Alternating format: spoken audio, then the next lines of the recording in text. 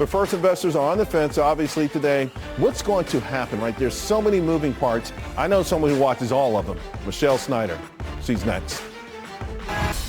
Got to tell you, obviously, market's under a tremendous amount of pressure, and everyone's wondering what will it take to step into the market, particularly when the fear is palpable. Well, we've got someone who does this every day for a living. MarketGauge chief strategist, one of the best, Michelle Snyder. Michelle, I was looking over your notes, and I saw where you mentioned signals that you're waiting on before you commit to a bias.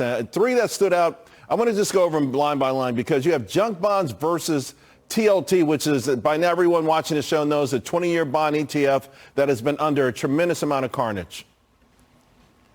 Okay, yeah, we'll start there. Well, first of all, we're all about the relationship, right? So junk bonds, which had a huge liquidity crunch yesterday, like multi-year historical type of crunch, is still outperforming the long bonds. Why is that important? Because high yield, high debt bonds, if people are buying them more than they're worrying about the long bonds or not buying them as much as the long bonds, which is more of a flight to safety, that's a risk on. So right there, we're kind of encouraged, or at least not as negative as maybe we should be at this point in time.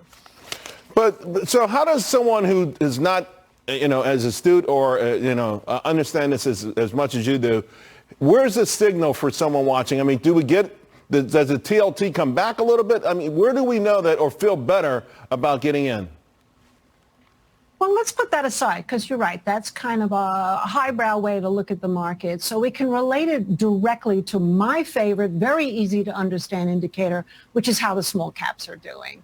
And what's so interesting about the small caps, again, whether you look at the S&P 600 or you look at IWM as the ETF, is they have landed on an 80-month moving average. Why is that important? Because that is a 6 to 7 year business cycle, and it has not been below that except for the 2 months during COVID since 2010.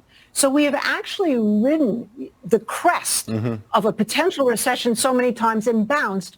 Here we are right on it right now. So that makes it kind of simple. Yeah. If we have a risk on, it suggests that we could get a bounce from here. And if the small caps start moving up from these levels and clear that line in the sand, then I would be so much more encouraged and start buying more equities. So would I. And I like the idea of small caps being a proxy, particularly for our economy. It's been really ugly. You talk about the retail and transportation sectors. I know we talked about transportation a lot. What do you want to see from them? Well, it's the same kind of thing because Druckenmiller once called small caps, transportation and retail, the inside sectors of the U.S. economy, and they are, right? So retail has been underperforming all year. And again, I like to use certain ETFs. XRT is my go-to. And if you look at XRT, it's not quite on that same line in the sand as small caps. That's a positive, but it's not really doing all that well. We want to see the consumers stay in the game. And then if you move to transportation, obviously the demand side, considering we've had strikes, but we also have a little bit of reprieve in oil prices, you want to see that demand stay good.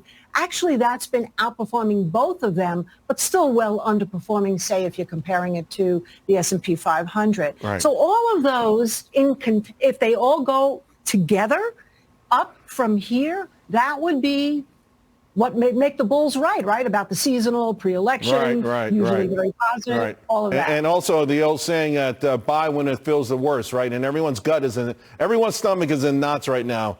Michelle, thank you so much. Always appreciate your wisdom. We needed it extra today. Thanks a lot. All right, folks, the countdown.